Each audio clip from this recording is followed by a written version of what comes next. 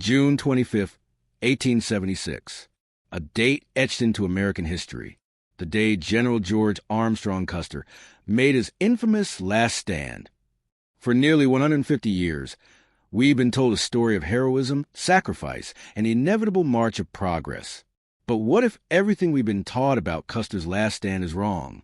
What if this iconic battle wasn't a tragic defeat for a gallant hero, but desperate act of self-defense by Native people fighting to protect their land, their families, and their way of life?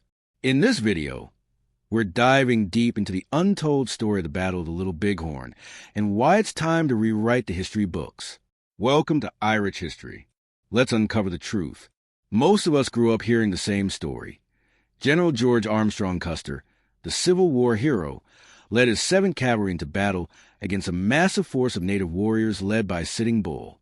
Outnumbered and outgunned, Custer and his men fought valiantly to the last man, becoming martyrs for the cause of westward expansion. Paintings, movies, and textbooks have immortalized Custer as a tragic hero, standing tall with a pistol in each hand, defending his men against impossible odds.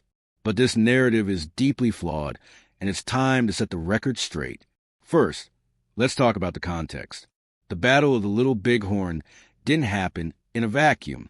It was a culmination of decades of broken promises, illegal settlements, and outright violence against native nations. In 1868, the U.S. government signed the Treaty of Fort Laramie, guaranteeing the Black Hills, or Pahasapa, to the Lakota as part of the Great Sioux Reservation. This land was sacred to the Lakota, Cheyenne, and other native nations, and the treaty promised it would be theirs for as long as the grass grows and the rivers flow. But just 6 years later, gold was discovered in the Black Hills, and everything changed. Suddenly, thousands of settlers flooded into the area, illegally trespassing on native land. Instead of upholding the treaty and removing the settlers, the U.S. government chose to protect them and pressure native leaders to sell the Black Hills. When they refused, the stage was set for conflict. Enter George Armstrong Custer. By 1876, Custer was already a controversial figure.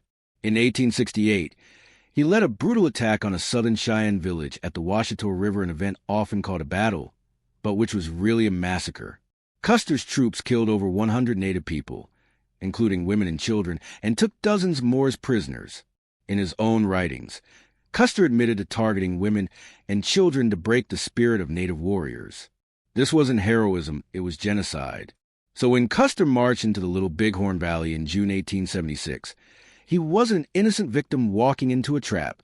He knew exactly what he was doing. His goal was to attack a large encampment of Lakota, Cheyenne, and Arapaho people, men, women, and children along the Greasy Grass River, known today as the Little Bighorn. On June 25th, 1876, Custer divided his forces and attacked the encampment. But instead of a quick victory, he faced a united force of native warriors led by Sitting Bull, Crazy Horse, and others. The result was a stunning defeat for the 7th Cavalry. Custer and all 200 of his men were killed in what became known as Custer's last stand. But this wasn't a sneak attack or a tragic accident. It was a deliberate and successful defense by native people fighting to protect their homes and families. Think about that for a moment. This wasn't just a battle. It was an act of resistance against an attempted genocide. And yet, for over a century, the victors were erased from the story. So how did Custer's last stand become such a powerful myth? It started with the newspapers. Custer was already a celebrity, and his death made headlines across the country. His widow, Elizabeth Custer, worked tirelessly to cement his legacy, publishing books and collaborating with authors to portray him as a hero. Wild West shows and early Hollywood films further romanticized the story, turning Custer into a symbol of American bravery and manifest destiny. By the time history textbooks were written, Custer's last stand was already a legend. And even when historians try to leave it out like in the 1920s, when one textbook author argued the battle wasn't historically significant, publishers insisted it stay. Why? Because the story of Custer's last stand wasn't just about history, it was about shaping American identity.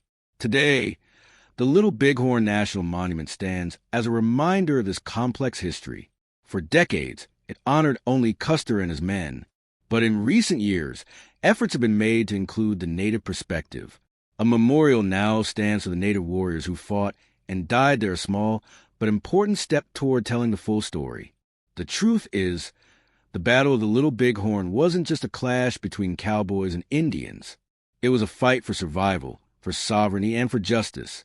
And it's time we stopped glorifying Custer and started honoring the native people who defended their land and their way of life. History isn't just a collection of facts, it's a story we tell ourselves about who we are. And for too long, the story of Custer's last stand has been one-sided. By revisiting this history, we can begin to understand the full complexity of the past and work toward a more just future. So what do you think? Was Custer a hero or something else entirely? Let me know in the comments below. And don't forget to like, share, and subscribe for more deep dives into the untold stories of history. Thanks for watching, and I'll see you in the next video.